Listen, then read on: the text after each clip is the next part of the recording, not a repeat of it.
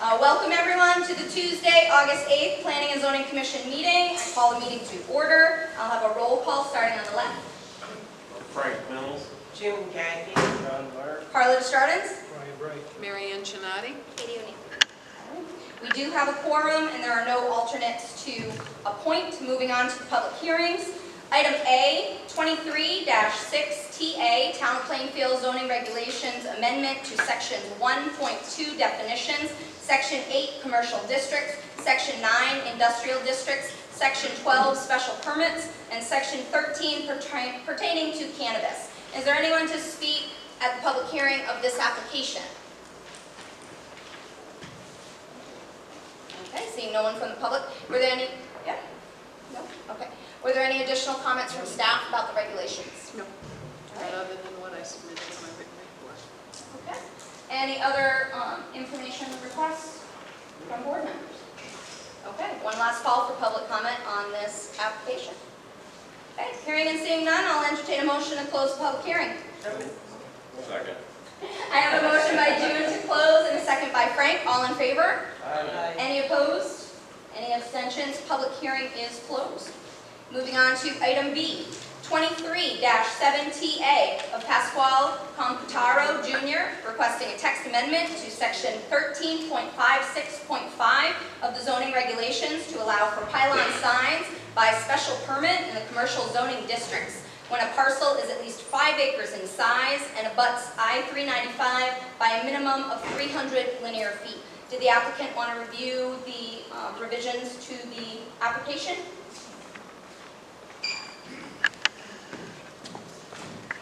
Good evening, Madam Chair. I got a copy, and the owner, Pat Quintero, got a copy of regulations that were modified a little bit in light of what we presented to you last time, and you all needed some time to look at them.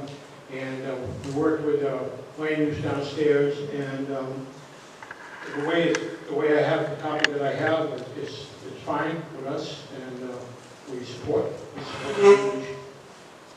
Okay, thank you. So just for the public that was not here at the last meeting, there was a proposal. We felt it was a little too broad, so we made the recommendation that staff work with the applicant to limit the scope of that. So staff did go forward with those. Did staff have any items they wanted to highlight for the public hearing? Sure. So just to go over, this is for pylon signs, which are tall signs like you see around the interstates. And the applicant wanted to add those signs to commercial zones where they abut 395 by 300 feet or more, and also a minimum lot size of 5 acres. And they also have to be within 2,000 linear feet of an exit ramp.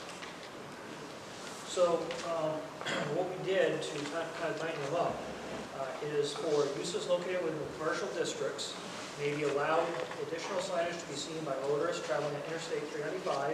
The property meets the following conditions. The property is located within 2,000 linear feet of the intersection of a highway exit ramp in the state or town road. The property contains at least 300 linear feet abutting Interstate 395. The property is at least 5 acres in size. Through a special permit, the commission may permit up to 150 square feet of additional signage per use on a structure separate from the ground sign, meaning they're allowed the regular ground sign out by the road, and this would be a secondary sign up higher for the interstate. No part of the structure or signs located thereon shall exceed 50 feet in height. The commission has full control over the height, size, appearance, and location of the sign structure and the signs located thereon, should the signs or structure be permitted.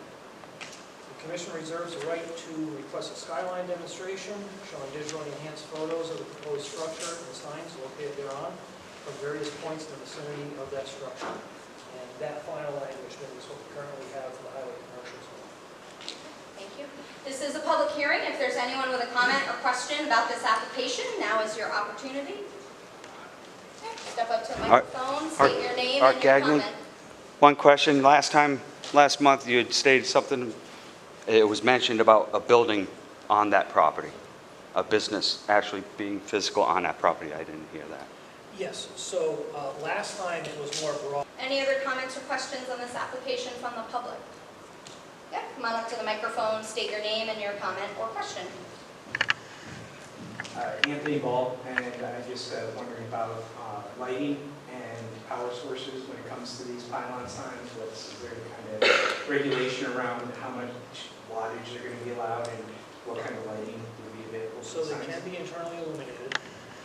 We don't allow full digital, so it'd be just a standard illuminated sign from within, like what you currently see around the highway now, the Wendy's sign, Ford dealership sign, things of that nature. So no external sign or lightage So going up onto they it? could have like gooseneck lamps lighting it, but they're not very bright, so I'd say probably be internally illuminated. Okay, thank you. It is also, I should clarify, it's also by special permit. So They'd have if to come somebody, back. if somebody applies for it, the commission has control over how it's lighted, and if you were nearby, you could speak on that. As all special permits require public hearing. Any comments or questions from board members?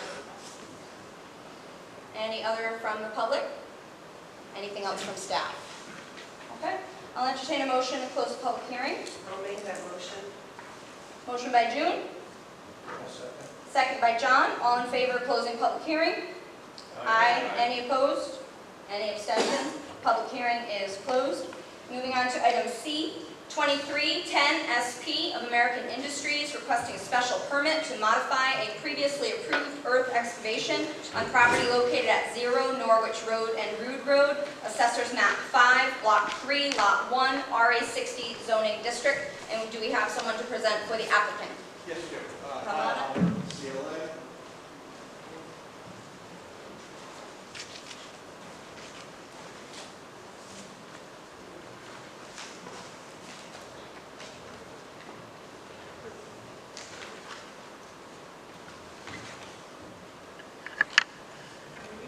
Everybody see that okay? And if the public needs to see, if you could turn it a little bit, and if you could come over here, you can see better.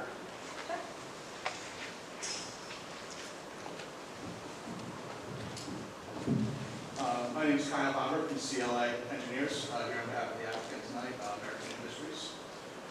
Here requesting a modification of the existing earth material excavation permit located at 0 Root Road, it's at the intersection of Root Road and Route 12. I'll walk you through the requested modifications out there.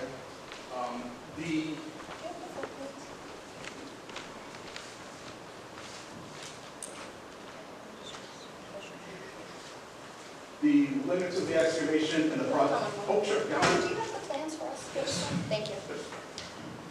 I've got it all in my bag, you need an extra one as well. That's all right. Go ahead. The limits of the excavation, the limits of the work remain the same. There's no change to the perimeter of the work. What we're requesting is changing the sequencing of the phasing within the development at the request of the operator and to prep for some future development of the site. We're also requesting to change the excavation, the flat bottom of the excavation. We're requesting to change that to a dust-free crushed stone or asphalt millings on the surface of the bottom of the excavation. We're proposing that excess topsoil from the site be spread along the existing fields that are to remain on the site. And the other change is the settling basins along the lower edge of the site are expanded to account for the change in the surface of the bottom. The final change we're requesting is a change in the hours of operation. We're requesting that the start time be changed from 8 o'clock a.m. to 7 a.m. A lot more time for operation and excavation at the property. Is there any questions? Yeah. This is a public hearing, so if there's anyone in the audience with a comment or question on this application, this is your opportunity. Just step on up to the microphone, state your name and your comment or question.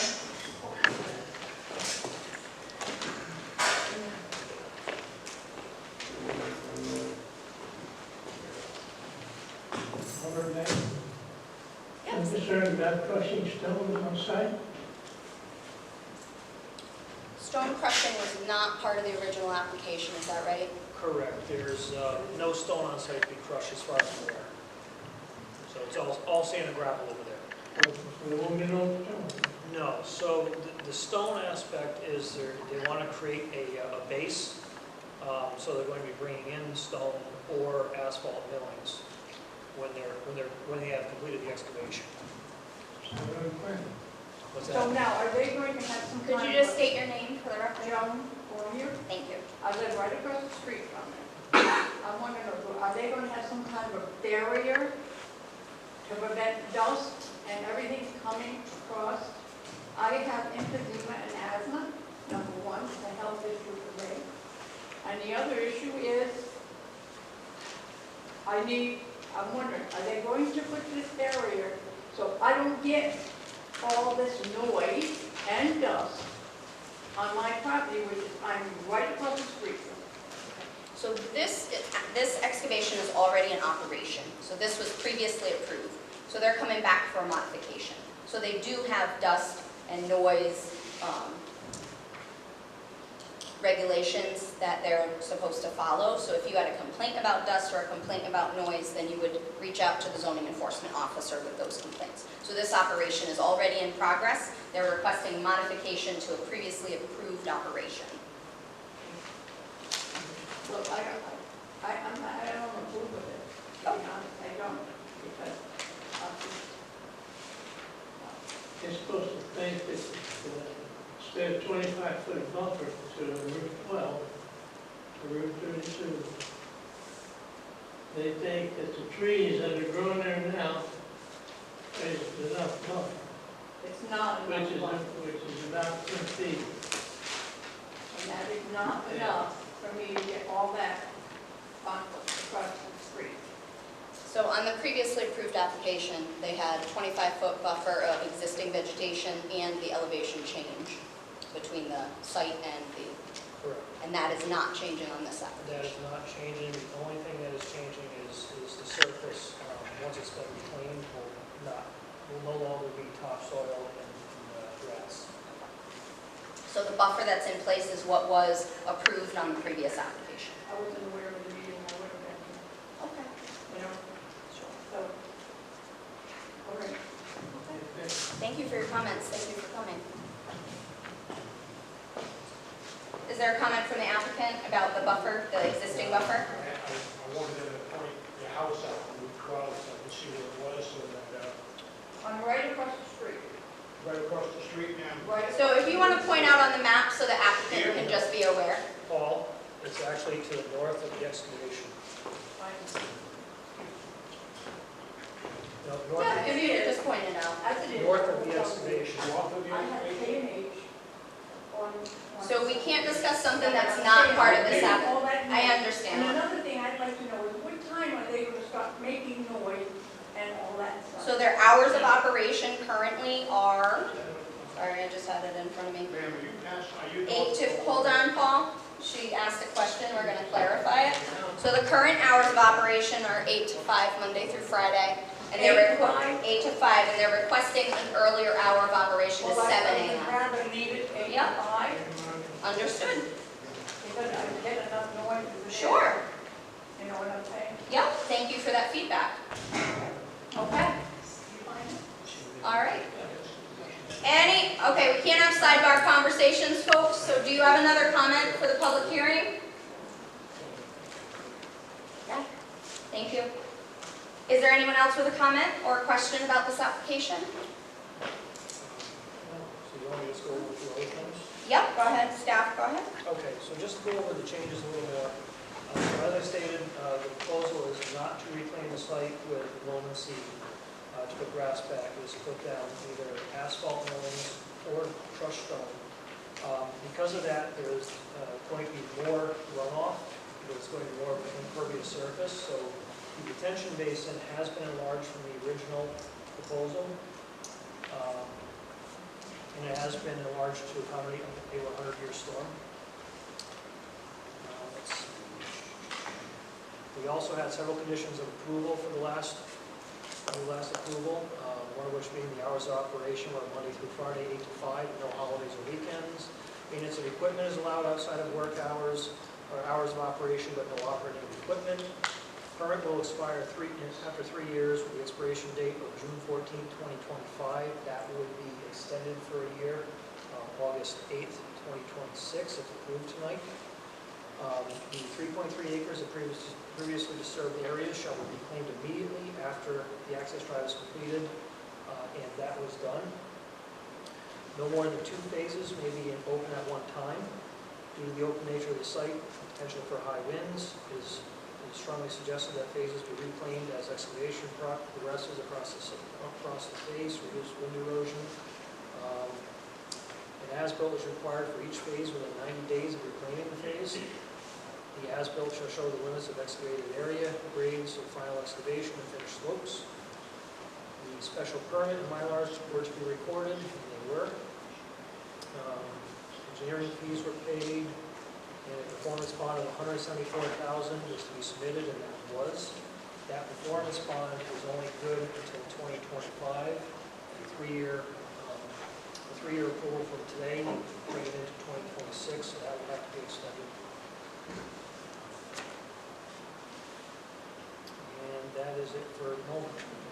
Talk about the press and deliberation. Any other comments from staff? Sorry, staff. Any other comments from commission members?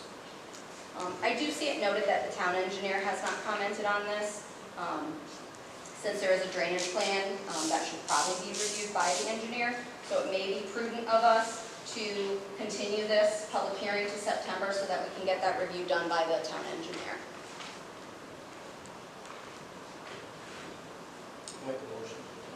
I have a motion to continue by John, A second. a second by June. All in favor? Aye. Any opposed? All right, public hearing is continued to our next meeting, September 12th. Item D, 23-2ZC of John Casey Robinson and Cole LLP, requesting a map amendment to 0 Norwich Road to change the zone from RA 60 to Industrial 1, Assessor's Map 5, Block 3, Lot 1. Thank you.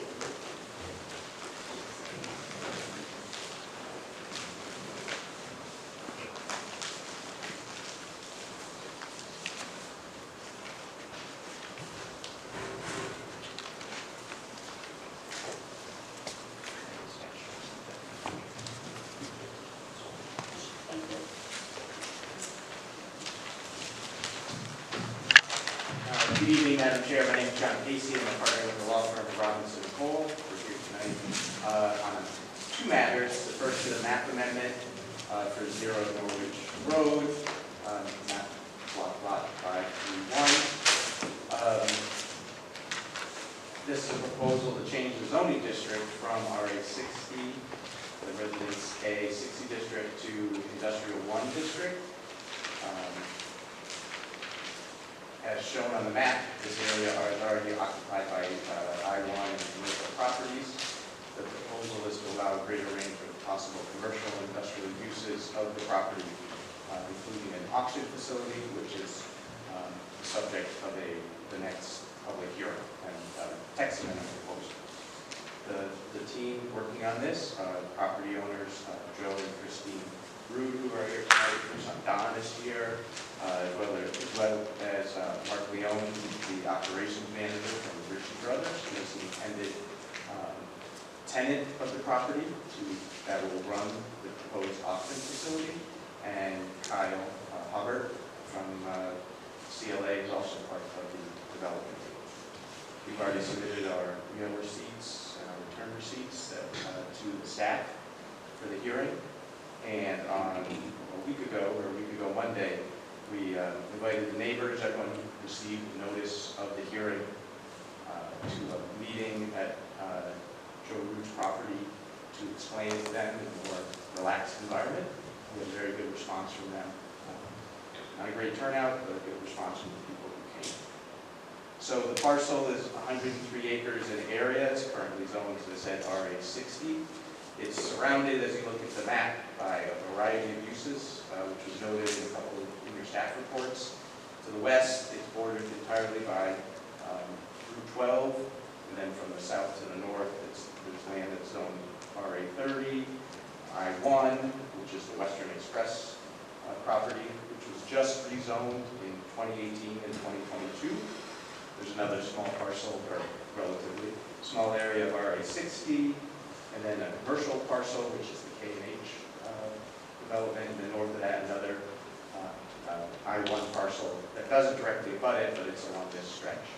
To the north of the parcel is I-1 land that was rezoned in 1992 and 93. I understand that's an engine repair shop, and then a small 165 feet of RA 60 land borders the northern boundary of this property. The entire eastern boundary is the railroad. Across from the railroad is land between the railroad and the highway, it's on RA 60, and then an area I-1 that was rezoned in 96, which is the transfer station. And then south of the property is Root Road and land that's I-1 and commercial, with a mix of commercial uses, including auto repair and tire transfer facility. The property itself is in the flood zone in part in the north and the southeast corner. There's also wetlands there, so those will be taken into account in any future development. As you know, the hearing just before us, there's an ongoing gravel excavation project going on there. Prior to that, it was a farm use. Different crops were tried over the years, turf, hay, hemp, corn. The Root family can tell you that this wasn't necessarily a financially viable way to use the land. However, the Roots do not want to sell, they want to lease, they want to retain it, or have as many options going forward in the future. And as you'll see, we'll give you a little preview of the proposal from Ritchie Brothers. It's not a very intense development of the land that's proposed. Most of the land will be left undeveloped. So, considering a map amendment, your zoning regulations do not include any kind of review criteria, but the law in Connecticut is pretty clear that the zoning commission, when amending zoning regulations or maps, acts in a legislative capacity, which gives it broad discretion. In section 8(2) of the statutes, the legislature has said that these changes should be in accordance with the comprehensive plan, which is basically your zoning regulations, and in consideration of the plan of conservation and development. So I just want to be clear that the statute doesn't require complete conformance with the plan of conservation and development, but it just needs to consider the plan of conservation and development, and that, again, the law is that you act in a legislative capacity with broad discretion when it feels in the best interest of the town when making these decisions. Looking at the plan of conservation and development, and these are noted in your planner's staff report. We also noted them in our application. There's a section on future land use and the definition of main transportation corridors in this section of Route 12 between Root Road and Bishop Crossing Road. It's noted in the POCD as being a mix of open space, agricultural, residential, commercial, and industrial development. And it says future development should be consistent with the character of the area. We think what we're proposing is. There's also provision that future industrial development should not be expanded without sewer or water utilities. However, I will note for the record, and I think this is also in the planner's report, that water and sewer stops 1.4 miles to the north of this site. And your zoning enforcement officer noted in his report that it's unlikely that public utilities will make it to this parcel. So while that's a great goal to have public water and sewer to support an industrial use, I think realistically it's not going to happen, and if we wait for that to happen, it never will. And as noted in your zoning enforcement officer's report, the proposed use is not very water intensive, and there's plenty of land to have adequate septic and well done.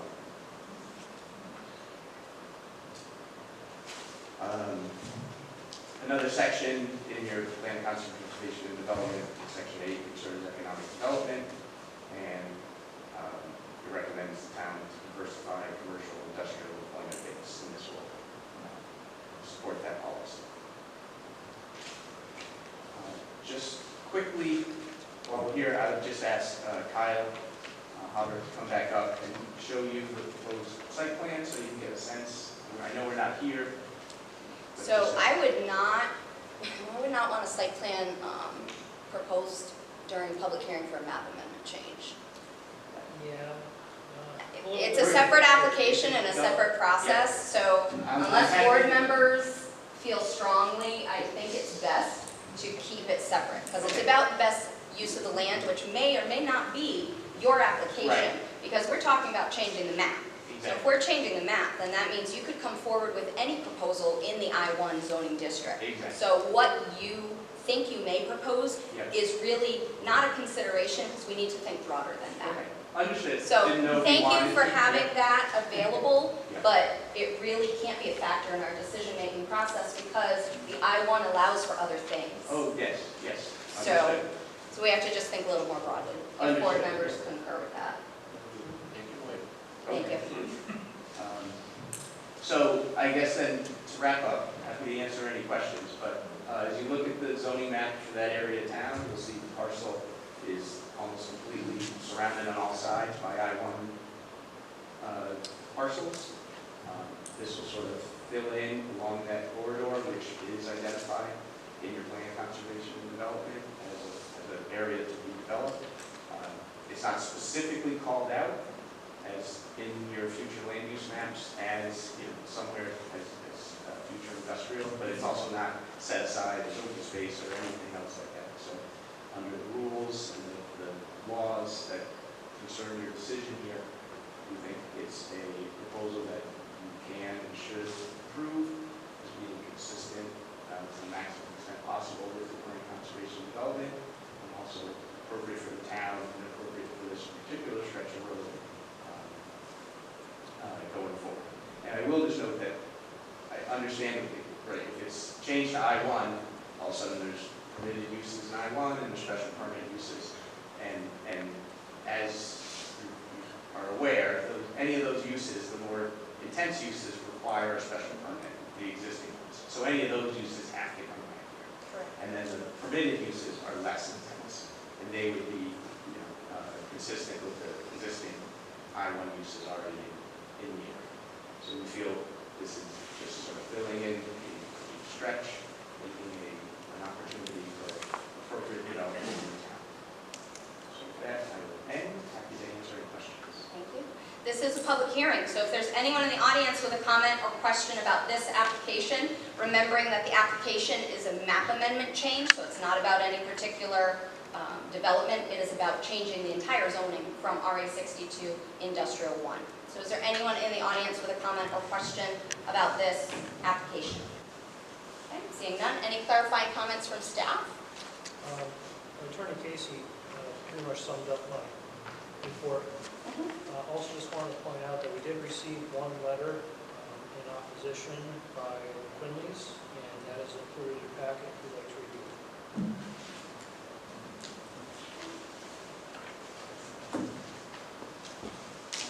And I'm just going to read it into the record since this is a public hearing and correspondence submitted for the public hearing can be read into.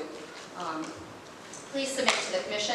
For information received from Ryan Gray, I am responding with concerns should the zoning be changed from industrial that there will be an even bigger flow of traffic in this area. In the last 22 years, progress has brought about an already increase of traffic at high rates of speed. Western trucks run daily at well over the speed limit.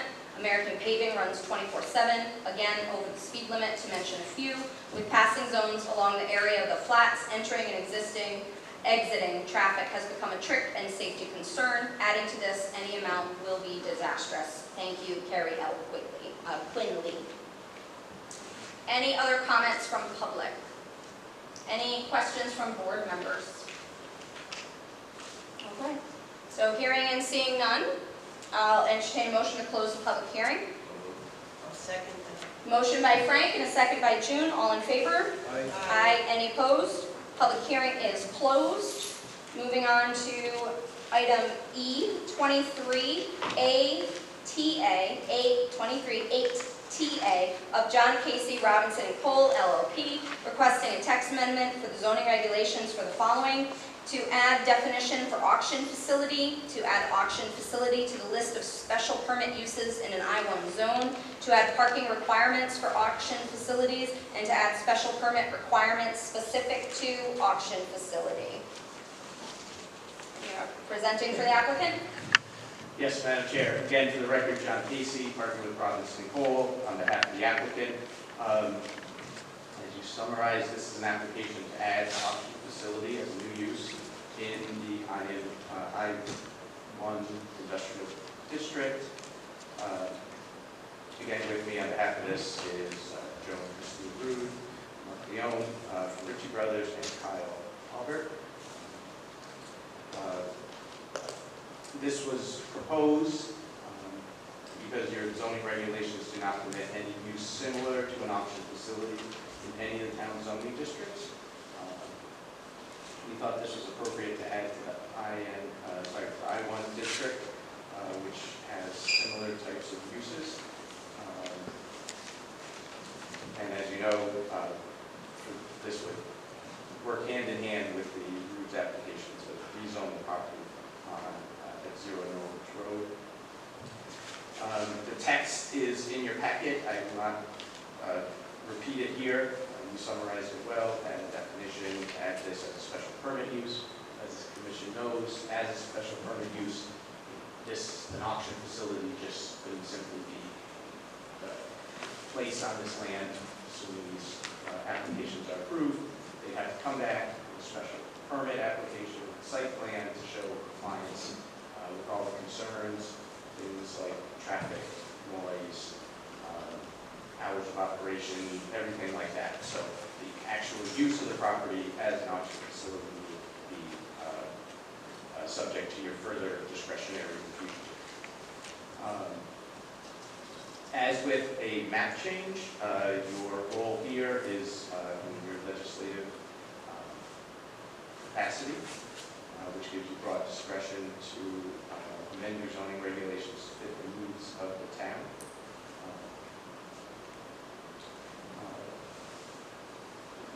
I said earlier, we proposed this in the I-1 district, we proposed a map change because the intent of that district is to provide and utilize parcels in there for a full range of manufacturing, industrial production, and supporting facilities in town while protecting the town's aquifers and water supplies. So we felt that the auction facility is an appropriate type of supporting facility that complements the full range of manufacturing, industrial production uses in the I-1 district. As with the map amendment, the text amendment should be in accordance with your comprehensive plan and take into consideration plan of conservation and development. Again, your planner and GBO's staff reports highlight the relevant provisions of your plan of conservation and development, as well as our narrative that went with the application.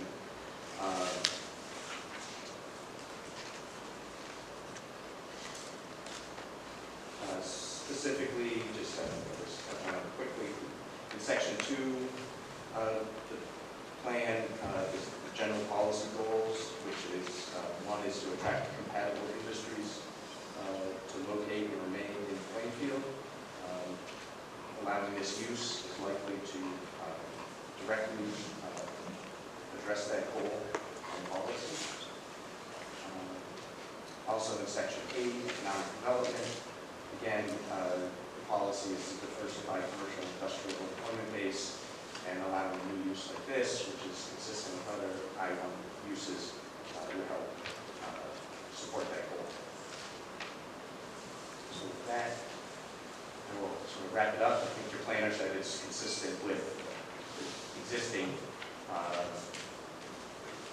uses that are allowed in the zone regardless of whether the map change is made or not, consistent. We would ask that it be approved. Thank you. This is a public hearing, so if there's anyone with a comment or question on this text amendment application, now's your opportunity.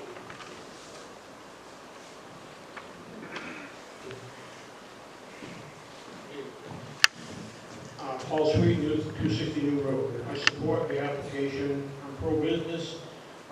There's jobs to be had here. The people in Plainfield need work, we need tax dollars.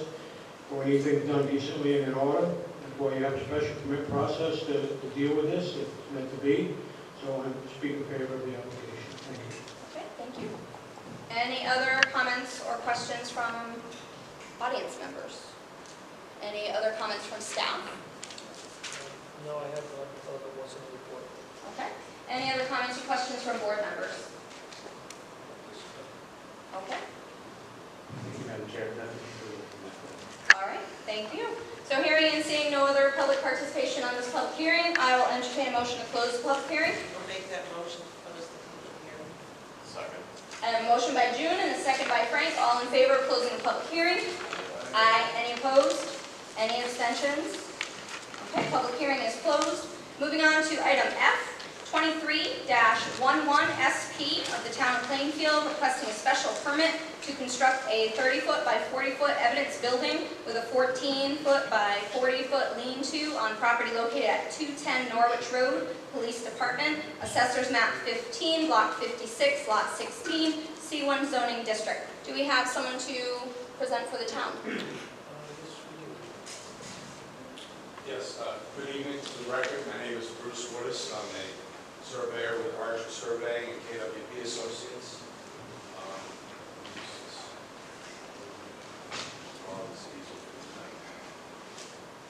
I have additional full-size copies that the commissioners Yes, would like please. to-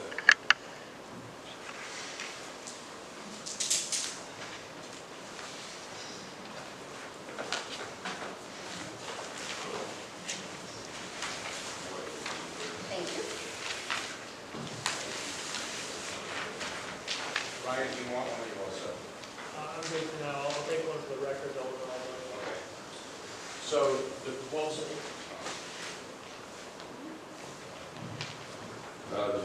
is for an additional building to be built on the police station property. The building is going to be a freestanding building, dimensions 30 by 40 or 46, I'm not sure. I think it's 40. 30 by 40 with a 14 by 40 lean-to. Correct. Except for the building, there are no other improvements being made to the property, no additional paving or driveways or anything or parking. The additional pavement and sidewalk that will be located in front of the building are to remain. There are some wetlands on the property, and the plans have been reviewed and approved by the Wetlands Commission. It's a pretty straightforward application. I think that's a pretty good overview, and I open it up to staff or the commissioners for questions or comments. Could you just review the vegetative buffer? So it's existing, it's going to be maintained that way, is that correct? That's correct. Okay. Could you just point for the public, since this is a public hearing, where on the map that vegetative buffer is, so that you can just be aware? So here's the existing building, here's the proposed building, here's the existing vegetation right here. Right now, the area that the building is being put on is a lawn. It's just grass. It's an open area just off to the side. Thank you. This is a public hearing. If there's anyone in the audience with a comment or question about this application, now is your opportunity. Yeah, come on up. Just state your name and your comment or question. Hi, Kevin Anderson. I live at 9 on Plainfield Road. We're adjacent to where the police station is. Understanding this is going on the other side of like where they go up the driveway there in the front. They're basically, if I was looking at the police station from 12 up on the right-hand side in the back is where you're going up. Correct. My question is, are there going to be any other lighting, raised lighting structures put in for this? Because they put up a light a couple That's a very good question. There is no additional lighting proposed Okay, for this building. all right, that's my concern. Thank you. Thank you.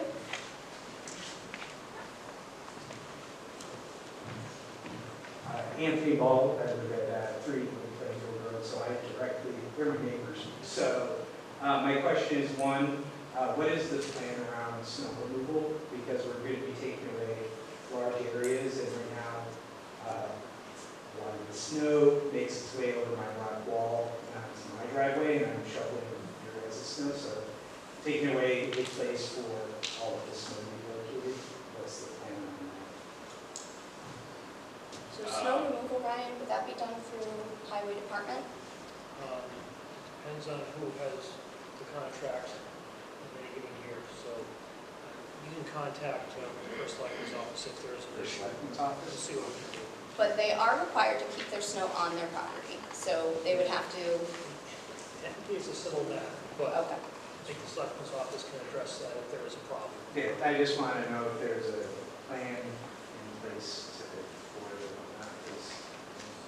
So it's not part of this application? Yep, no, gotcha.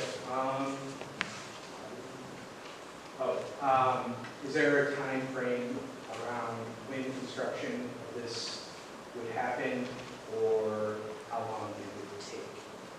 So is there a timeline? I am not aware of the timeline. I know that bids have already gone out, so that part has already is in process. Ryan may have some sense of what they're proposing to do.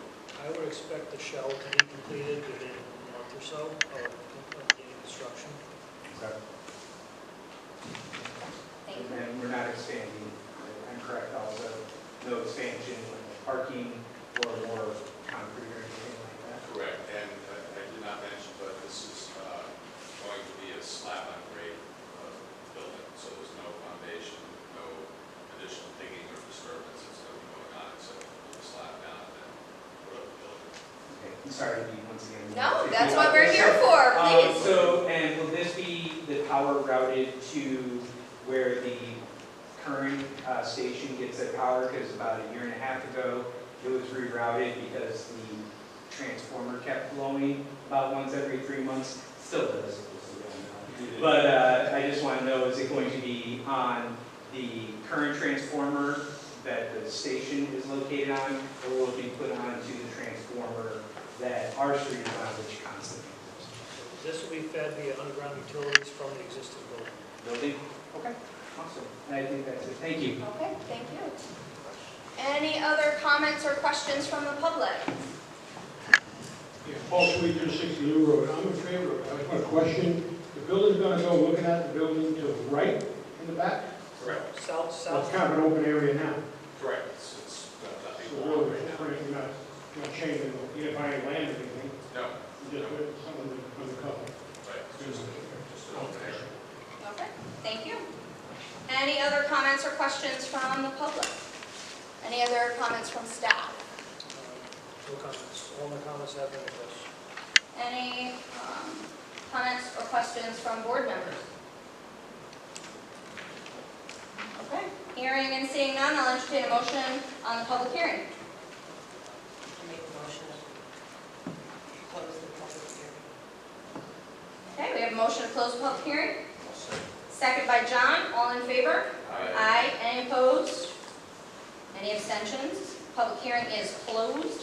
Moving on to item G, 2313 SP of Town of Plainfield, requesting a special permit for upgrades to Lions Park and Town Hall parking on properties located at 0 Reservoir Street and 8 Community Ave, Assessors Map 2P, Block 30A, Lot 1, Map 2, Block 19A, Lot 6, Industrial 1, and RA 19 zoning districts. Because this is related to recreational facilities and I teach recreation classes for the town, I am recusing from this application, so I will hand it over to my vice chairman.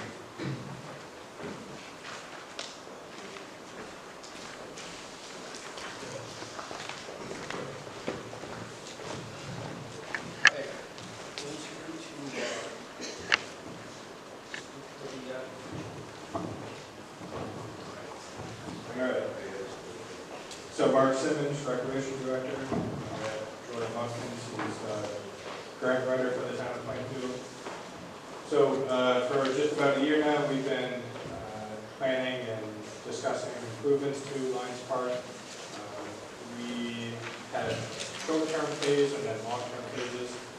So for tonight, we're just going to discuss phase one, which includes a new playground that will replace the existing one, still use the same footprint, same play area, but an entirely new, inclusive, adaptive playground.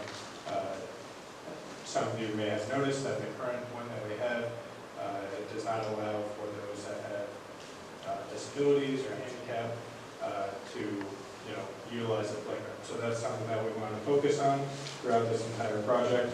So like I said, we are proposing a new playground, also a permanent restrooms with pavilion.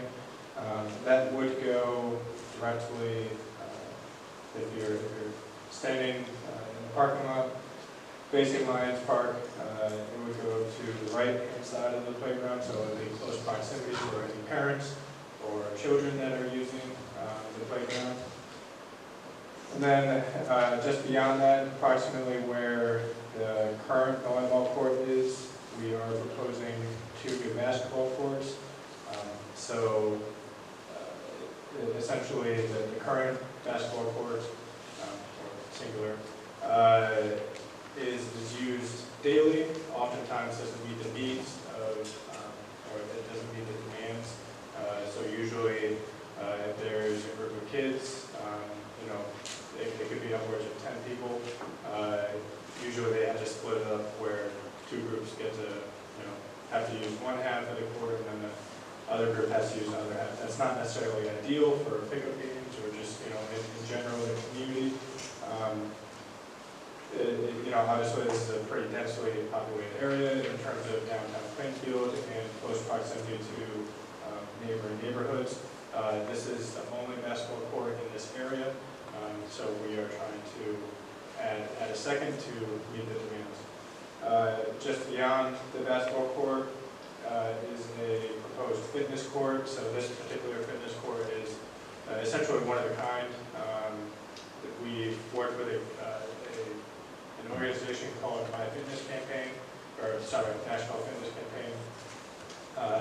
They have patented and trademarked this particular fitness court that allows, again, for inclusivity as well as the ability to pull up special exercises or workout routines on your phone.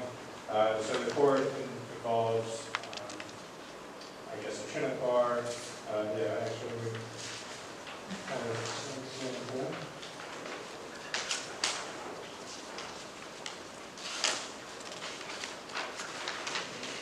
So as you can see here, there's a series of chin-up bars, a couple platforms that can be used for your standard crunches, or you have your box jumps.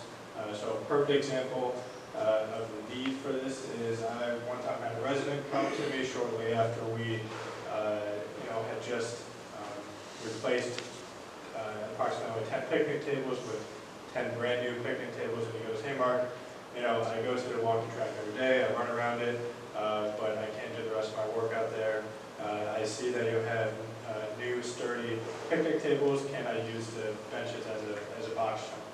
I said, "Absolutely not," but that's a great point, that those people that are already using the park for their fitness can only do a small portion of their fitness. So this is just going to really benefit those that already use the park, and also, again, thinking of those with disabilities, they can now use it as well.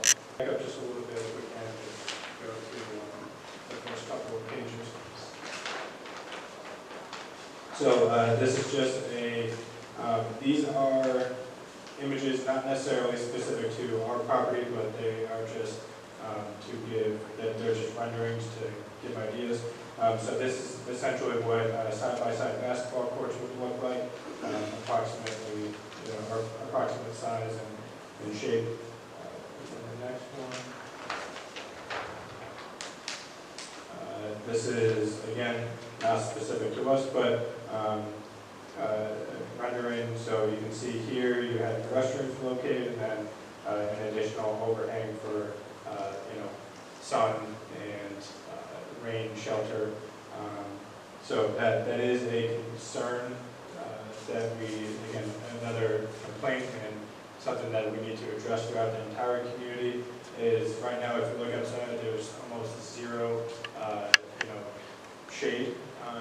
So right now we just have the natural shade, which is that one singular tree that we have, but as time goes on, that tree might have to come down, and therefore we are left with nothing. So and obviously that is seasonal.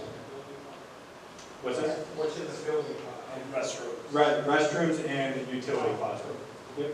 Yeah, so again, right now there are no permanent restrooms on site.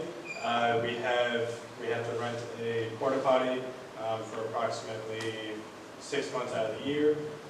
So during the cooler months, there are no restrooms, especially on the weekends or on Fridays when the town hall is closed. There's nothing for the residents to use. Well, that's a good question, but yes, I would anticipate it. Yes. You can address these. Sure. Sure. Yep.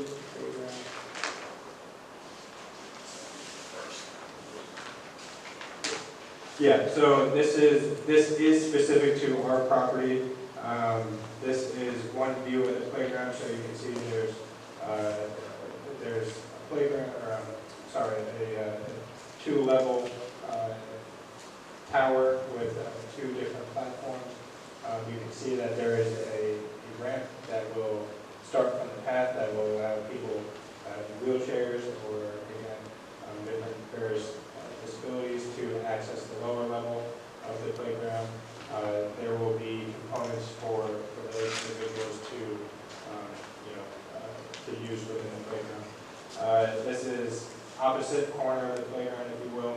So again, we had this feature here, which is kind of like a hover glide, again, specifically designed for those with disabilities. This slide, again, is designed for individuals with disabilities. Essentially, the idea is they can pull up to the bottom of the slide, use their own strength and abilities to pull themselves up, and then they get to slide back down. And then you can see that they have a unique spider web feature. So it's, again, all of this was thought and planned out to improve inclusivity, but also just imagination and play for the kids. So, and then just two other items that are currently being proposed. This image does show 3 volleyball courts. For now, for phase 1, we are just trying out 1 volleyball court. I do know that we have one out there that exists, but it's not well maintained. That is because we, again, for over a year now, have been planning on, getting the singular volleyball court installed. So instead of dumping money into a volleyball court that may not be there in the coming year, we're just holding off on that with plans to have a new professional level volleyball court. Again, I've heard from many residents that there is a need for that. That's the only volleyball court in town. So I think that's something that we should address as well. And the last thing for this phase are the ADA walking paths. So again, with those with disabilities in mind, yes, you can access the entire park via the walking track. As soon as you take a step off the walking track, you're now using grass, which is not obviously conducive for those in wheelchairs or crutches, walkers, etc. So we do have plans to just use stone dust to have ADA paths throughout the entire park, so that we can now, access the basketball courts, the playground, the pavilion, volleyball court, and as well as the fitness court. So I believe that is it. The only thing I would add is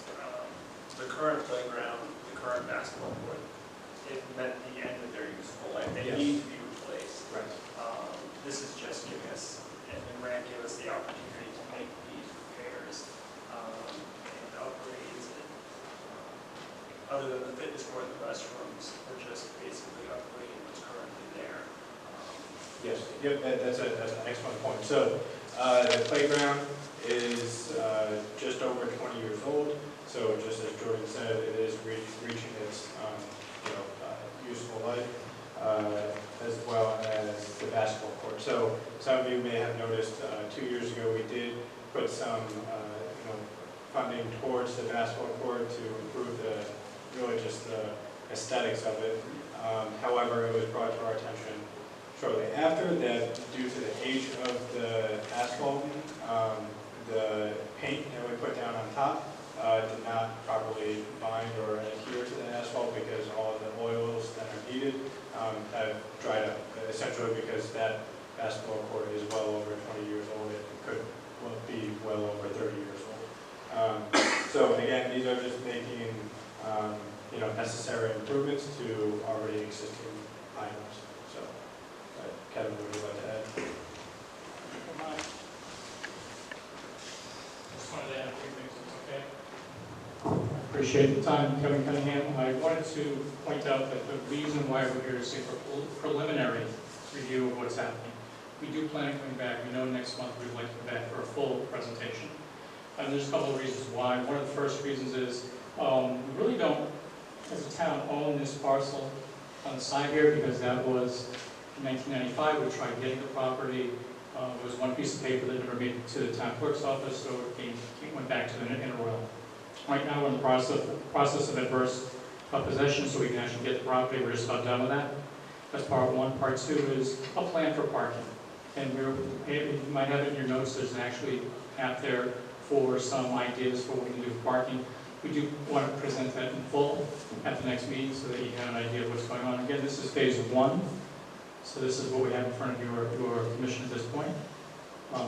At any time, if you'd like to ask any questions, that would be great. Yeah, actually, I'll add just a little bit more.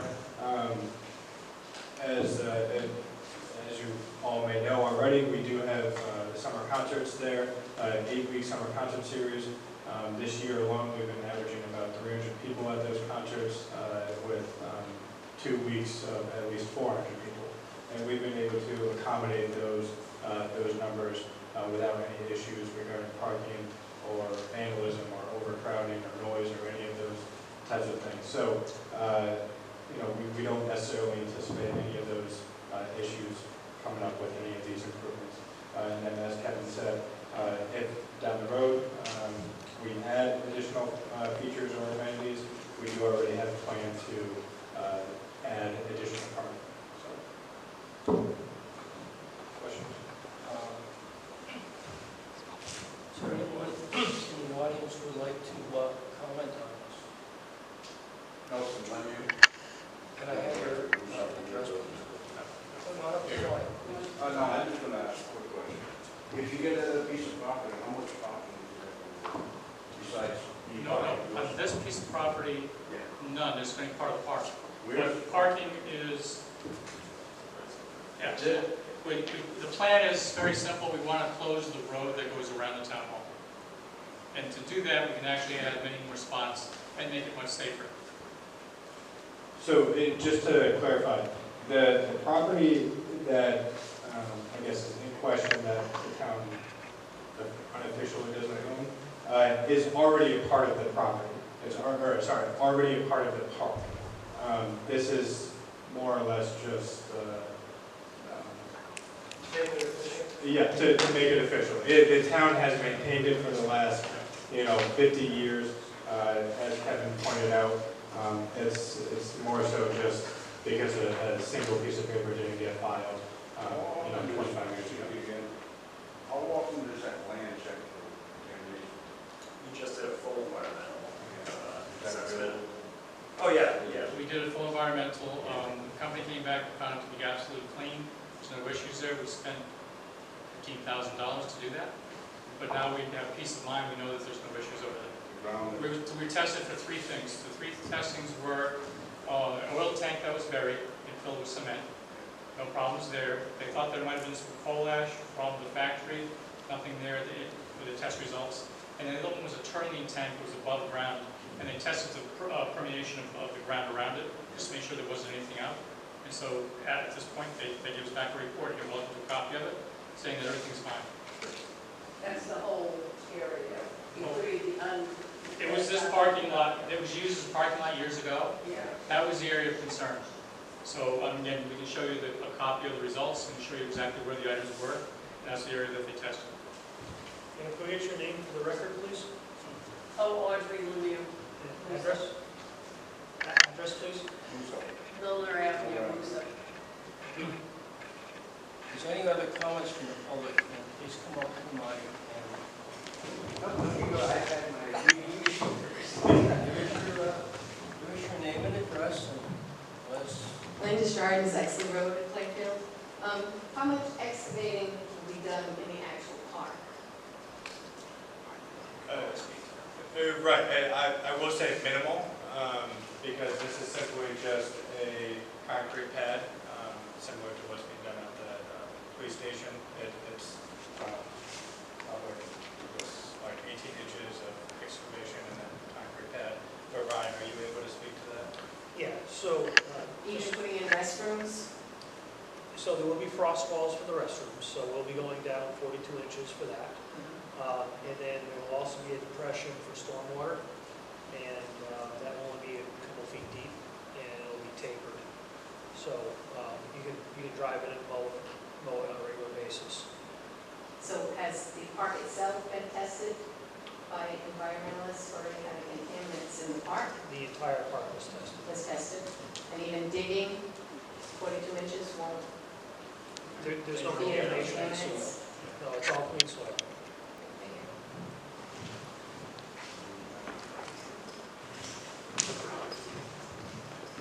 Anthony Ball, 3 Old Plainfield Road. First, excellent. I'm glad to see this happening. So, just a couple questions. There is sports, a fitness track around and stuff like that. I assume that will be going away with the installation of the new. You mean the walking track? No, not the walking track. So you have balance beams and like the pull-up bars that are kind of Right. Yeah, so those will likely be removed and stuff, okay. And then also, the old equipment, the playground, stuff like that, what is the plan around removal of that? Is it like being donated? Is it a safety concern because it's so old? What ends up happening to that stuff? So just recently, I started discussions with donating it to a third world country. There's actually a nonprofit in Thomaston, Connecticut,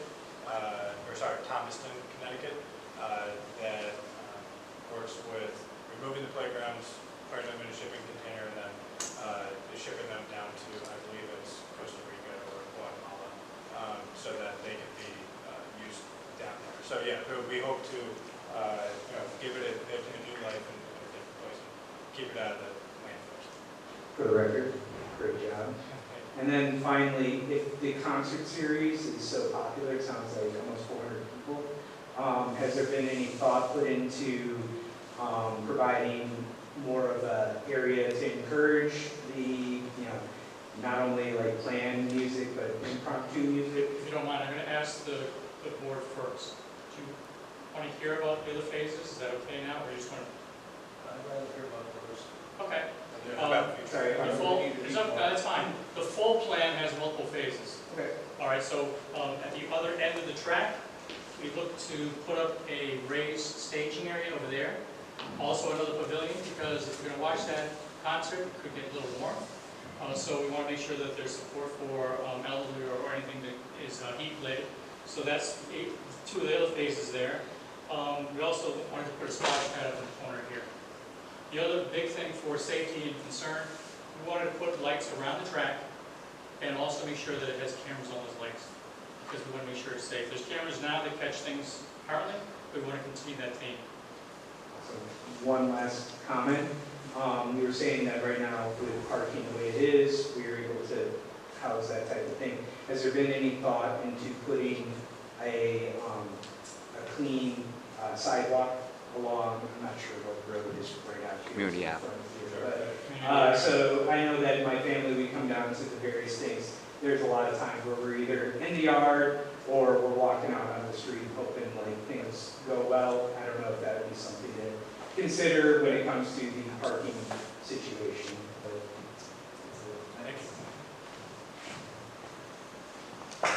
Anyone else have a comment?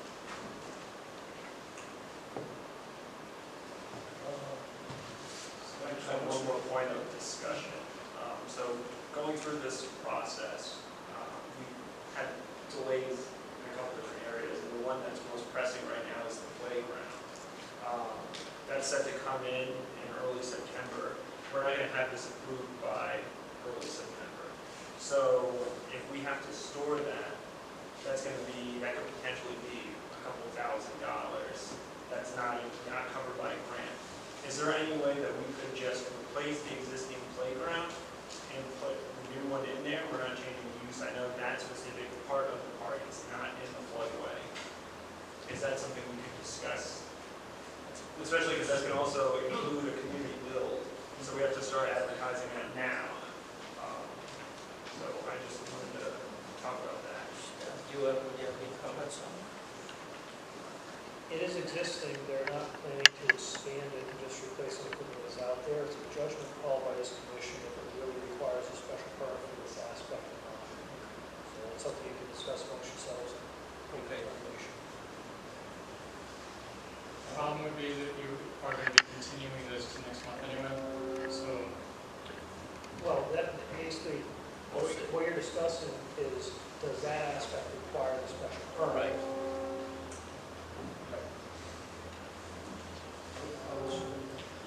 If we're just replacing existing equipment with new equipment, my chief concern would be, is there someone qualified to make sure it's been installed properly?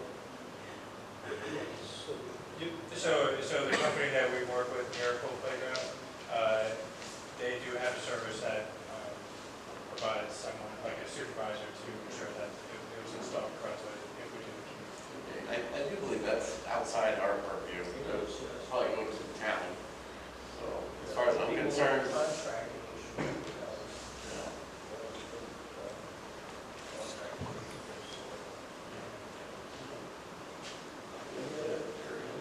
I just have a question, Mark. You know, we were there for the bands, and it gets very busy. So do you know from your professional understanding of all of those games, the basketball games, the volleyball games, if they're all going on in that park, all the people, the 300 people that were sitting there, are they going to be safe with basketballs and volleyballs bouncing around? Also, you know, it's 3.44 acres. You've got the track, the walking track. A lot of people walk the track.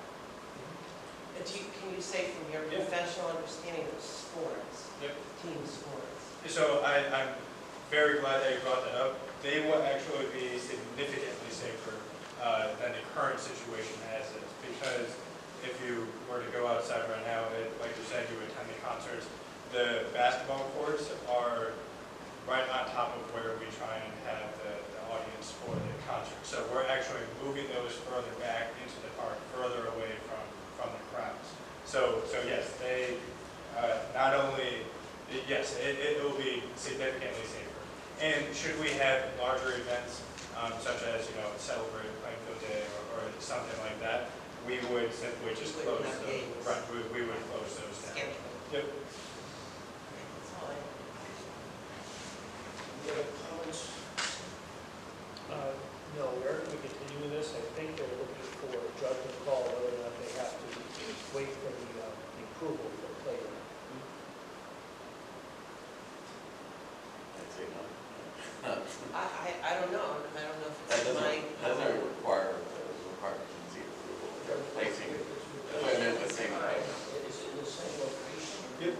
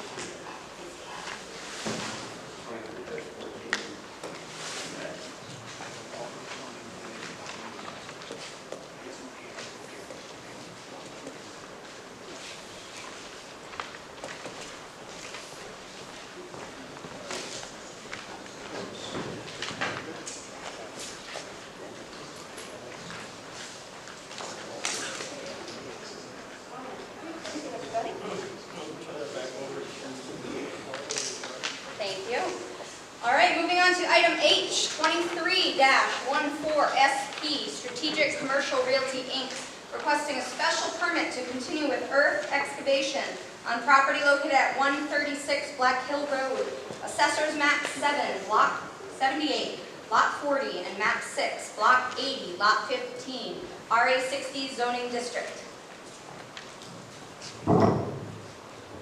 Thank you. For the record, David Held with Provost and Rivero, I'm a professional engineer and land surveyor. And this is a renewal application for an excavation site that's been active by the current permittee for in excess of 20 years. Previously in 2018 was the last renewal application.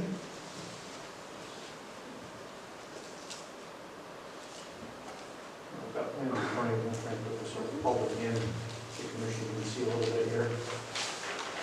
Sheet 2 of the plan set is an overall plan showing the entire active area of the site. This is 2 separate parcels, but it's operated as one contiguous site. The total of the 2 parcels is about 368 acres of land area. The phases delineated on here. This was originally approved with 10 excavation phases. Some of them were broken up into sub-phases with A and B designations. At this point, most of the commission members are probably somewhat familiar with the site, having seen it multiple times. But Black Hill Road is out here on the southerly side, the left-hand side of the sheet. That's where the site is entered by means of a paved driveway coming up here. Within the last few years, Strategic Commercial Realty has constructed a new scale and scale house facility several hundred feet in off of Black Hill Road. At the rear of the property, or the northerly side, adjacent to the Quinnebog River, is where they have their processing plants, their process water ponds, and where there is an old scale located which is no longer used for the public. We've delineated in this dot hatch area, similar to this, areas that have been completed and restored with permanent vegetation. So you can see that a good portion of phase 2 has been restored. A good portion of phase 3 has been restored with the exception of areas where topsoil and subsoil are stockpiled for future restoration efforts. And this portion of phase 4 on the south has been restored. The remainder of phase 4, which is actually on this side, is where the plant is located, and the second plant is located in the phase 1 area, a small portion of which has been restored. And then adjacent to the Quinnebog River, in the northwesterly corner of phase 6, there is an area that's been permanently graded and restored. So right now, excavation is actively taking place in phases 7 and 8 in the central portion of the site here. And if you look at the grades that are shown on the plan, they basically started from the northerly side and they're working their way to the south. And if you look at the grades to the southerly side, there's shallower cuts on the southerly side than there were proposed on the northerly side. So I don't have an exact percentage. We did not do the original design for this project. That was done by Messier and Associates back in 2013. We took it over at the demise of Messier and Associates. But I would estimate, just by what I see out there and what the previous approvals were, the site is probably about 70% complete as far as excavation volume. At the previous approval, there were 6.1 million yards proposed to be removed. That did not take into account things that were already excavated prior to that. So, estimating there's probably about 4 million cubic yards left to be removed from this site. Again, this is a renewal.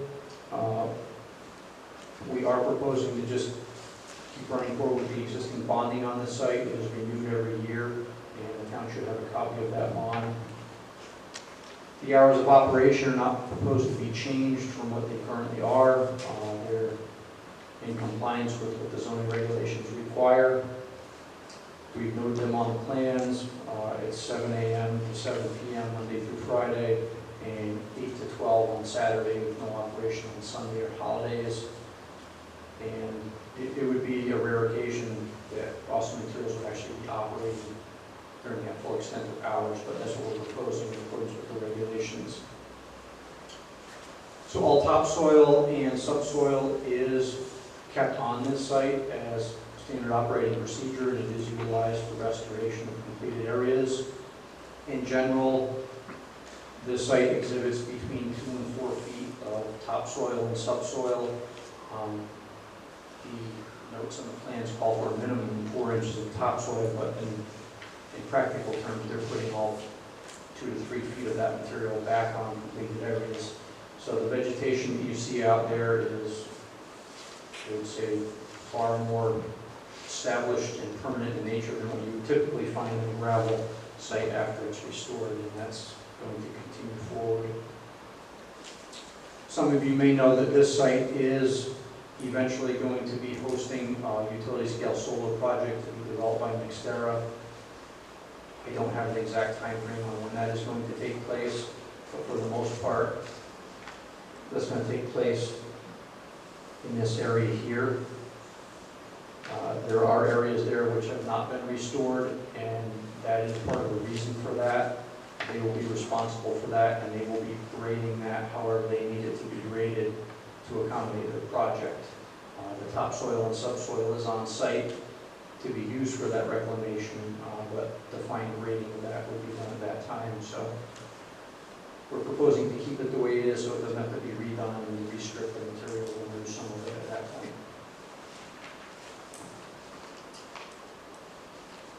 So if there are any questions, I'd be happy to take them. And the continuation of the operating procedures that have been going on out there for in excess of 20 years at this point. This is a public hearing, so if there's anyone in the audience with a comment or question, come on up, state your name. Actually, Dave has the microphone, so if you could hand that over to you. Marvin Burkholder, 1 Sugarbrook Road. The proposed that you got, how far are you guys only going for sugar?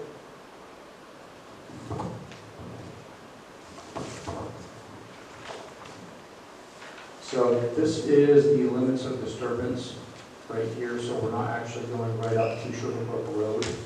And then this area here that you're probably interested in. This is. So questions from audience members about this application? Any other comments from staff? No, I do have some suggested conditions of approval if you choose to approve this. We'll discuss that in our deliberation.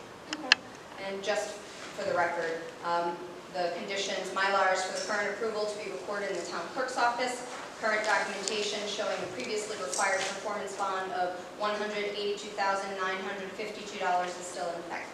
And all wetlands approvals have been received for this property? Yes. So there's none pending? Correct. Any other comments or questions from board members? Okay. And last call from the public? All right, hearing and seeing none, I'll entertain a motion on the public hearing. I'll make a motion to close the public hearing. Motion by June and a second by John. All in favor of closing the public hearing? Aye. Any opposed? Any abstentions? Public hearing is closed. Moving on to the regular meeting. Did anybody need to take a recess or want to keep on going? Keep on going? All right, I'm good. All right, so moving on to the regular meeting, I call the regular meeting to order. We do have some additions and corrections, or additions to the agenda. 3 items to add under new business. Item C, 23-17S of the town of Plainfield.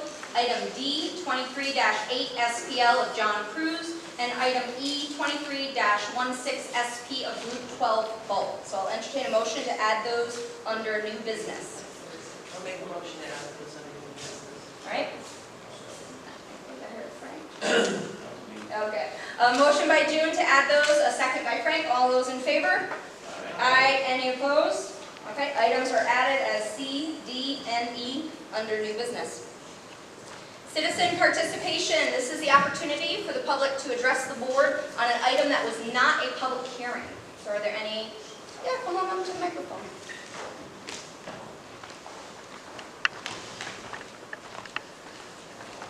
My name is Doug Montgomery, 25 Texas Heights Road in Central Village. I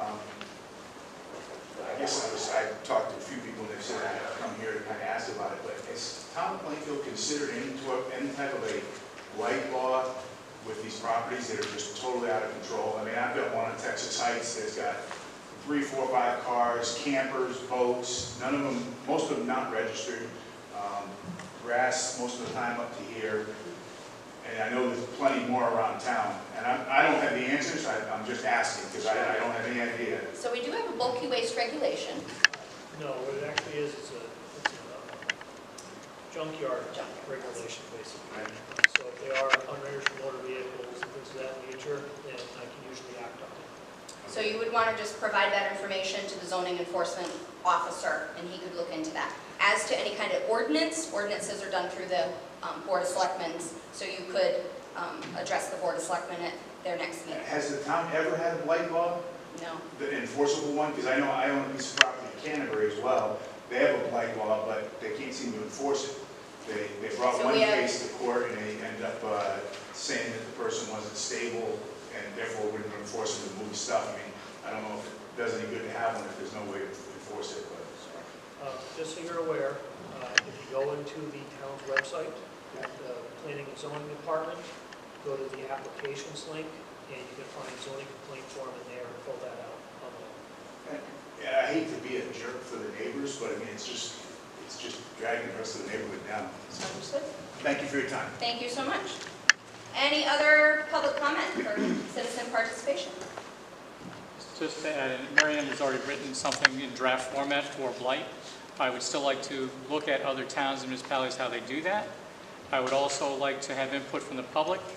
If you remember, it was 18, 19 years ago, we tried to do a blight ordinance in town. It failed miserably.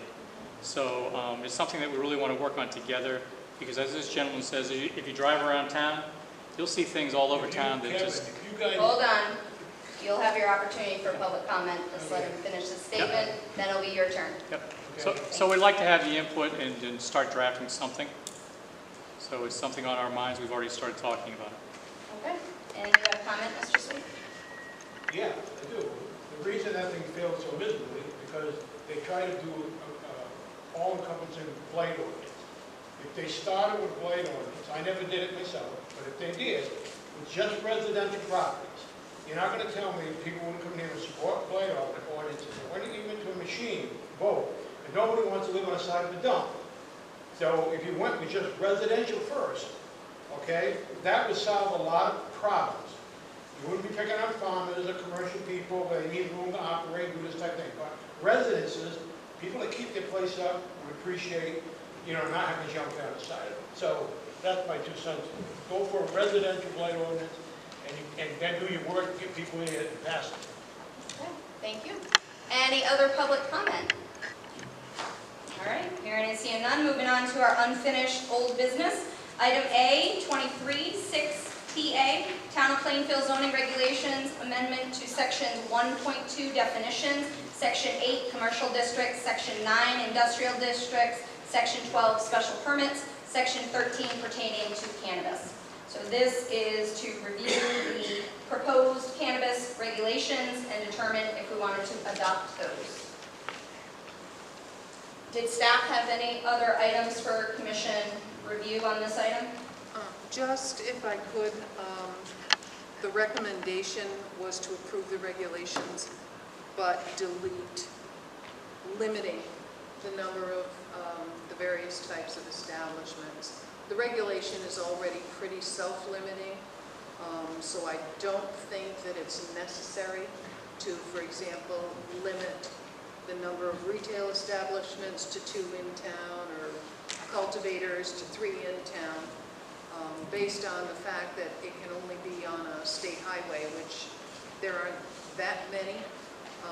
That would also have an allowable zone, plus the uses proposed as special permit. I don't really think that limiting further would be necessary. Okay. Thank you. Any items for discussion among board members about the proposed regulations?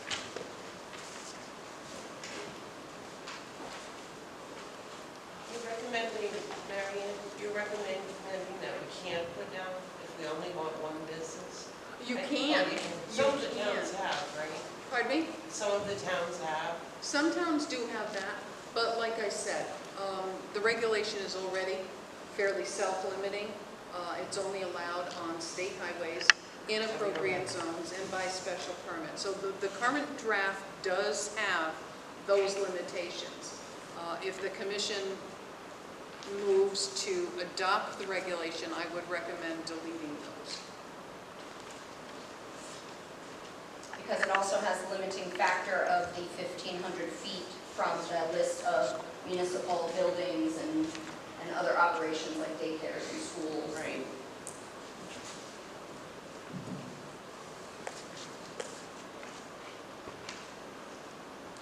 And then if the board determined they did not want to adopt the regulations, we have the moratorium through April 1st.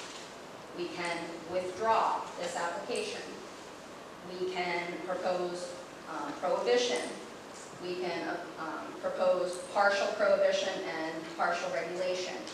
Staff had noted that if there's a substantial change to regulations, then a new application public hearing would be required.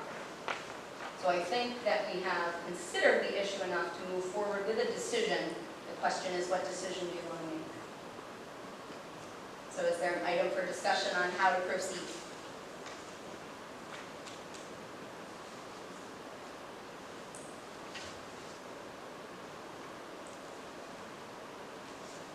And we can also continue this decision to the next meeting because we're not obligated to make a decision this evening since the public hearing is just closed.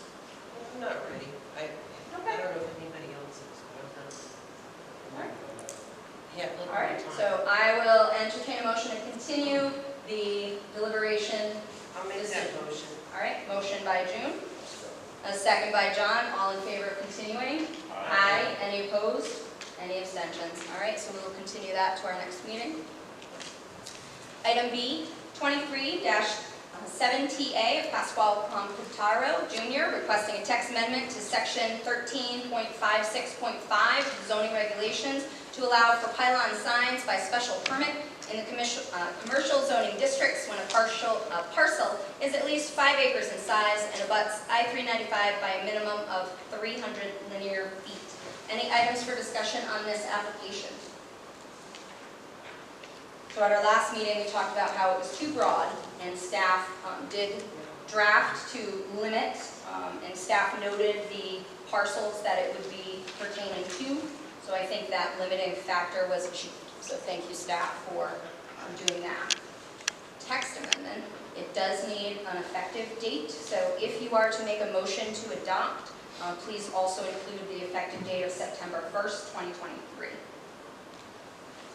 So any items for discussion?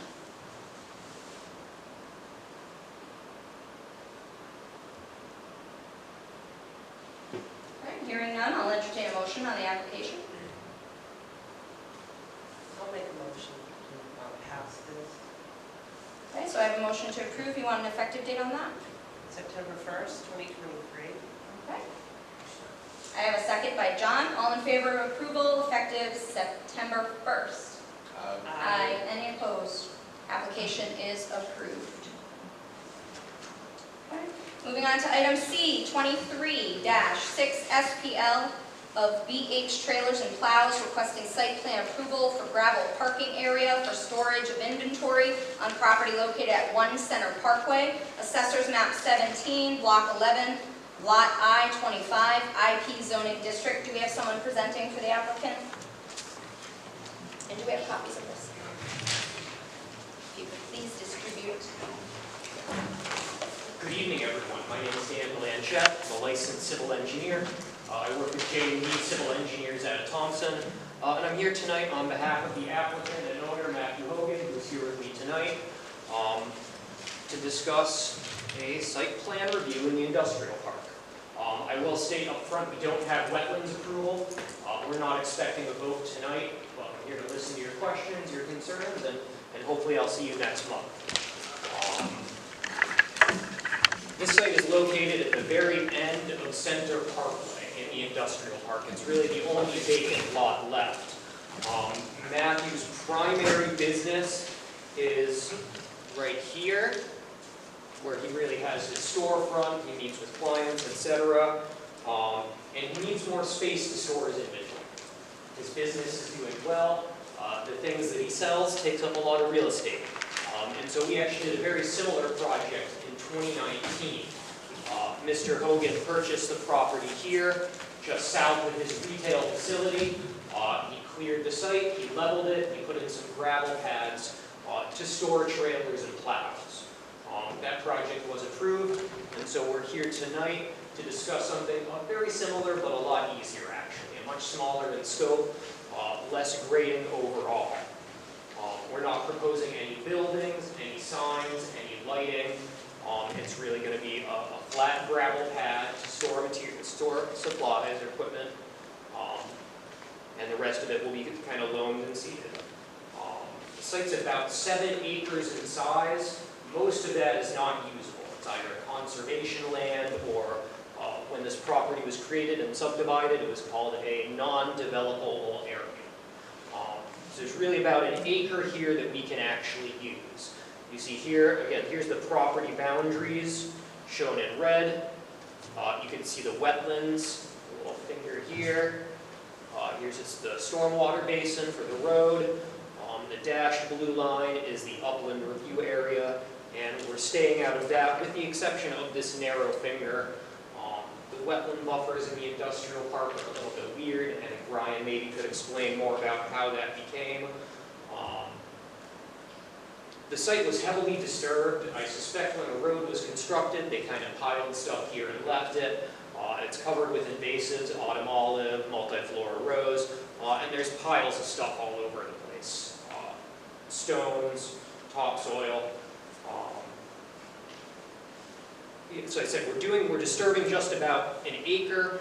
The actual gravel pad will be about a half acre. And again, I'll mention that this site is not open to the public. It's only to be used by Matthews employees. There will be a gate to restrict access from the site. It's again just where he stores his surplus material. Speaking about access, we're going to use the existing driveway off lot 24 instead of using our own frontage on the cul-de-sac, both to make it easier to secure and to reduce wear and tear on the town roads. We're proposing to use this same access and loop around. So a small amount of work is proposed on lot 24.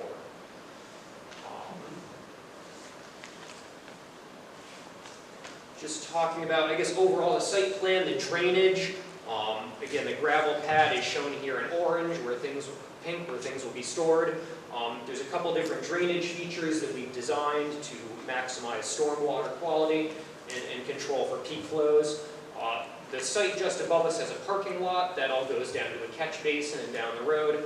There is a steep wooded hillside that's going to drain down towards our property. Again, everything's kind of heading this way to the west.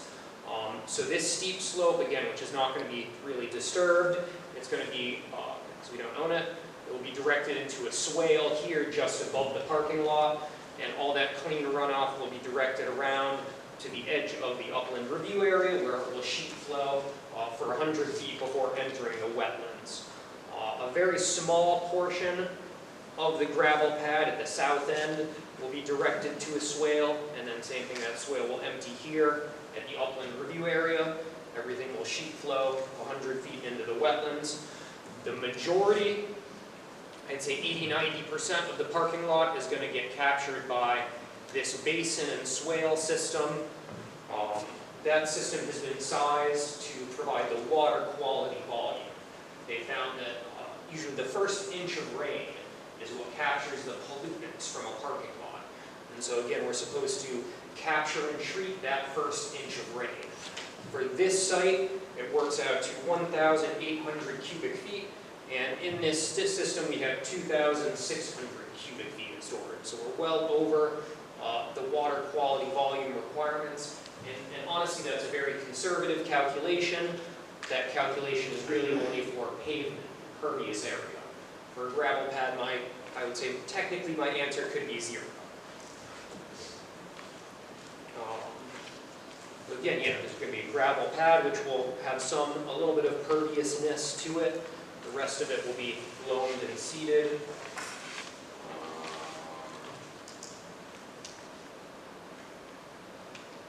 Okay, one thing that you might be asking for a waiver, I'm not sure. The regulations require driveways and parking lots to be paved. And so either we're hoping that the commission will not count this as a parking lot, since it's not open to the public, it's not getting a lot of traffic or plowing. Or if the commission doesn't like that approach, we're asking that you waive that requirement. On the previous site, again, it's all gravel. This project would fall under other uses. When you talk about the uses that are allowed in the industrial park, we're required to get a recommendation by the Economic Development Commission, which I believe we did have. We got that in June, actually. Again, the project will be received by the Wetland Commission, and hopefully approved next week. I think that's all I have. I don't answer any questions. Did you receive a request for a waiver of that requirement? So would you put that request in writing so staff can review and give their advice to the commission? Of course, in my project narrative, I did describe it. I said sections 10.1.4, 10.1.5 required to be paved. So if you're requesting a waiver, just put it in writing that you are requesting the waiver. Okay. And that way it'll be formally addressed at the next meeting. Okay, sure. So we're waiting on wetlands. Also, am I correct, engineer will be reviewing the drainage calculations? Yes, so two things quickly. Yep. So Daniel, we are still waiting for your drainage calculations. Yes, sir. And the other thing, just for clarity, the upland review area that Daniel was referring to, the dashed blue line, is actually a brook buffer that was imposed by the Army Corps of Engineers. That is a no-build area, no storage area. Understood. Thank you. All right. Normally you can do some work in the upland review area, not in the industrial park. All right. So given we need some more information, I'll entertain a motion to continue. I'll make that motion to continue. All right, motion by June to continue, second by John. All in favor? Aye. Any opposed? Any abstentions? All right, continue to next month. See you then. All right, moving on to item D, 23-10SP of American Industries, requesting a special permit to modify a previously approved earth excavation on property located at 0 Norwich Road and Rood Road, Assessors Map 5, Block 3, Lot 1, RA60 zoning district. Any items staff wanted to point out for discussion? Yes, so I'm pretty satisfied with the plans.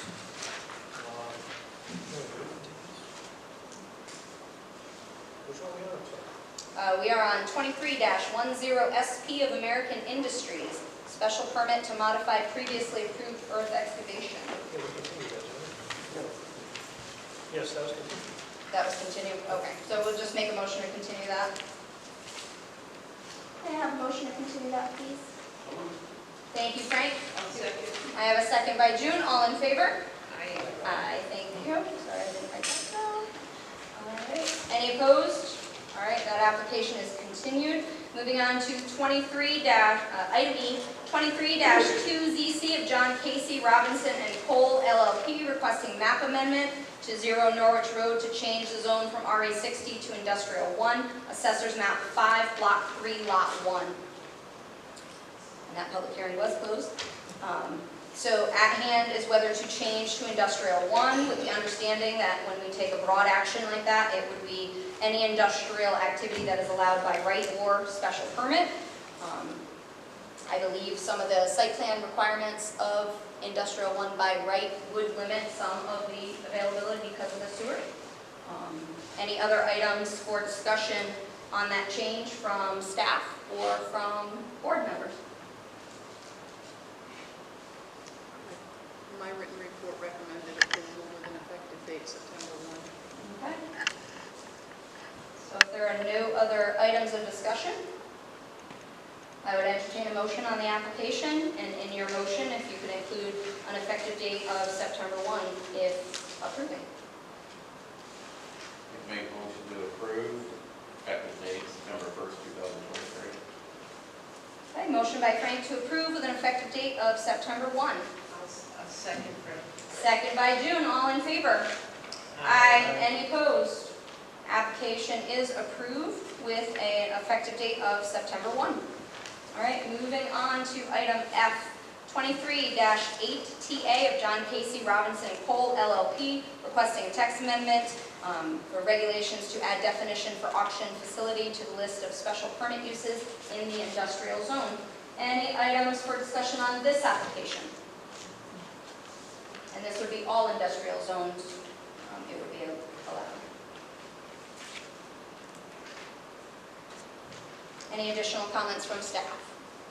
I believe these regulations are well written, and I have no issues with it. If you do choose to approve it, it doesn't affect the date, recommendations, first. Okay.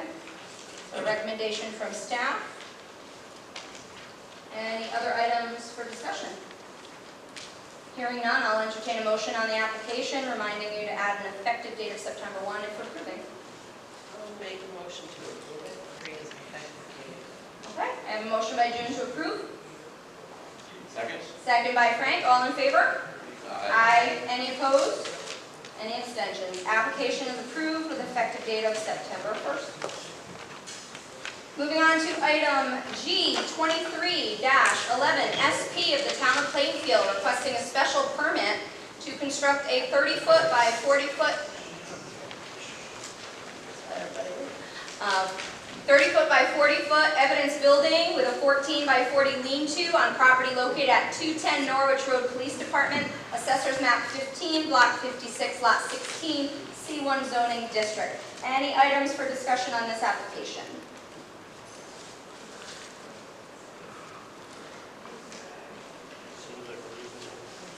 Agreed. Second. I have a motion to approve by John and a second by June. All in favor? Aye. Any opposed? Application is approved. Item H. Was there any action on that item? That was my recusal. It was continued. Okay, so I'll entertain a motion to continue the old business. I have a motion by John to continue. I'll second. A second by June. All in favor? Aye. Any opposed? And I will be one abstention since I'm recused from that application. All right. Item I, 23-14SP, Strategic Commercial Realty Inc., requesting special permit to continue with earth excavation on property located at 136 Black Hill Road.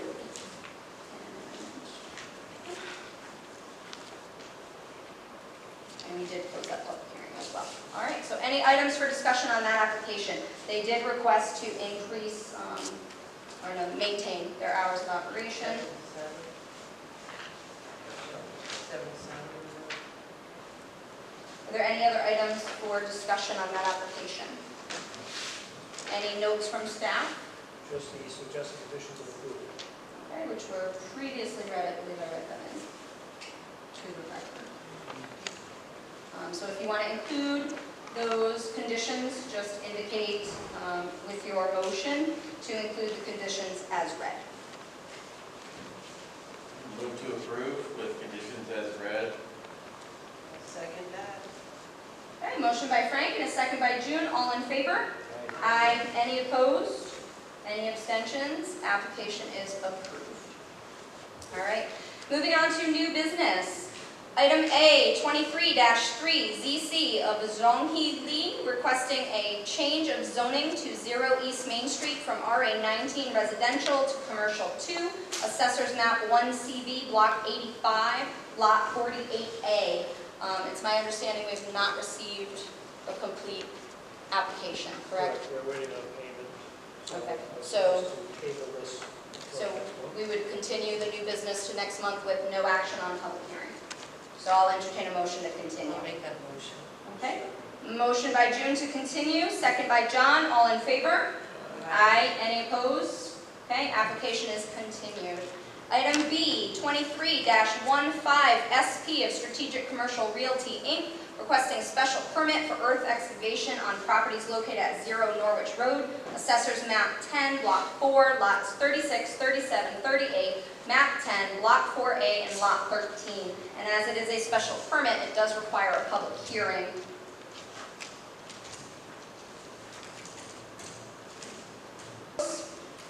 Any abstentions? Public hearing is scheduled for our September 12th meeting. Moving on to item C.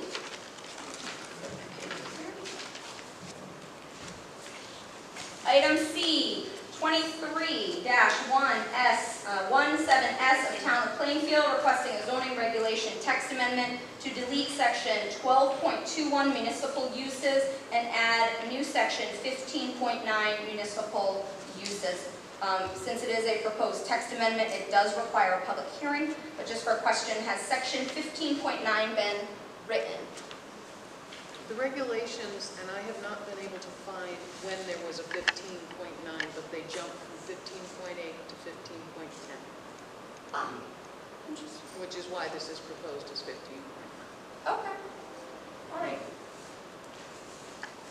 So the language's been drafted? Okay, so could that be emailed to board members so they have, Absolutely. rather than wait for the packet a week before the meeting? And I will note the U.S. Postal Service was incredibly late this month. It was postmarked August 3rd, but I received it yesterday. So we may want to make other arrangements for next month, just a point. All right, so because it does need a public hearing, I'll entertain a motion to schedule a public hearing. I will make a motion to schedule the public hearing for Okay, motion by John, Second? second by Frank, all in favor? Aye. Aye. Any opposed? All right, public hearing is scheduled. September 12th. September 12th, next regularly scheduled meeting. Item D, 23-8 SPL of John Cruz requesting site plan approval for improvements to existing commercial automotive in addition to the building at 1411 Norwich Road, Assessor's Map 5, Block 1, Lot 2, C1 zoning district. Do we have speaking for the applicant? Yes. Bruce Woodis with Archer and KWP. I have a couple of full-size plans for feedback. Yes, please.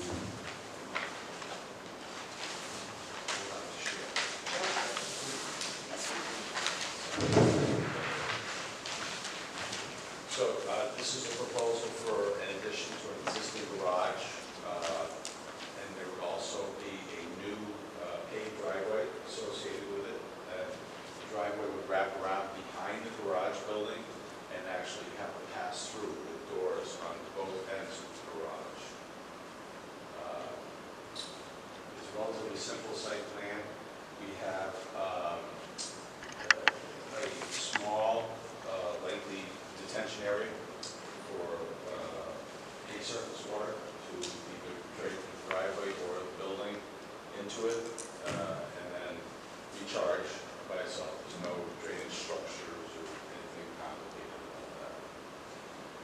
Plans also show a proposed septic system that would only be constructed as a B100A thing required by the health department. It would only be constructed if the existing system fails. I think it's just a driveway. So given that this application was just received yesterday, staff has not had the opportunity to review the application. And I have an additional note that the town line between the two towns passes through the edge of the property, and therefore this has to go to ECOG for review. Okay. So, And also the adjacent town. I'm sorry. Oh, that's right, because they're in the other district. Got it. Okay. So, and I don't know, are you responsible for that, Mr. Town? We do notify us. Okay. Okay. So nothing can happen, obviously. Yep. Exactly. All right, so I would entertain a motion to continue this to our next meeting in September. I'll make that motion to continue to our next meeting. All right, I have a motion by June and a second by John. All in favor? Aye. Any opposed? Any abstentions? Application is continued to next month. Fine, do you need any of these? No, I believe I have. All right. Moving on to item E, 23-16SP of Route 12 Bulk LLC requesting special permit for bulk propane storage and distribution on property located at 388 Norwich Road, Assessor's Map 16, Block 56, Lot 24, C1 zoning district. And as this is a special permit, it does require a public hearing. Make a motion that we schedule a public hearing at our next meeting. Second. All right, I have a motion by John and a second by June. All in favor of scheduling the public hearing, say aye. Aye. Aye. Any opposed? Any abstentions? regulation has been scheduled for public hearing in September. Moving on to reviewing and acting on the minutes, and that should say July 11th, right, Katie? So if you could just make that. Were there any changes, modifications to the meeting minutes?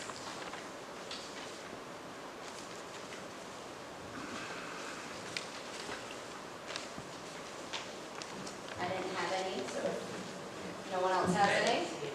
I'll entertain a motion to accept the minutes as presented. Motion by John to accept. Second by June. All in favor? Aye. Any opposed? Meeting minutes are approved. Any correspondence? I have nothing. Nothing. All right. No correspondence. Report from zoning enforcement. I have filed a report. In the interest of time, if you'd like to skip that, just review that at your own pleasure. You can submit the report. Yep. If that's okay with the rest of the members. All right. So submit the report for review. Report from planning and development.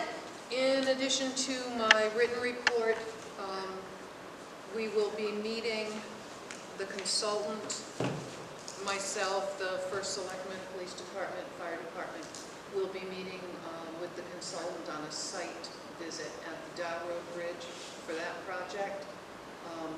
Plans will be 90% complete, 17th of this month, so we're going to be meeting with them to discuss closing the road and getting the project underway. Also, the Interroyal site, I was notified by DECD this week that we were issued an additional $300,000 in grant funds for that property, which will allow us to perform clearing about 10 feet around each of the buildings so that our consultant can get in and do sampling that they can not access the area right now.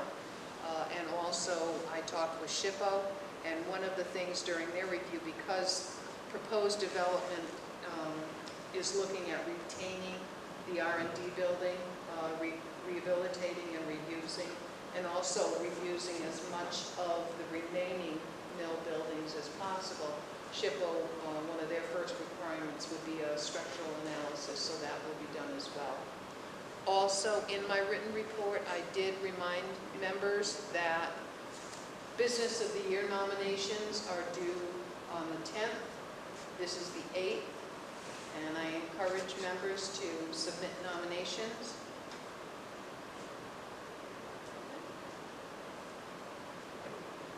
Anything for other?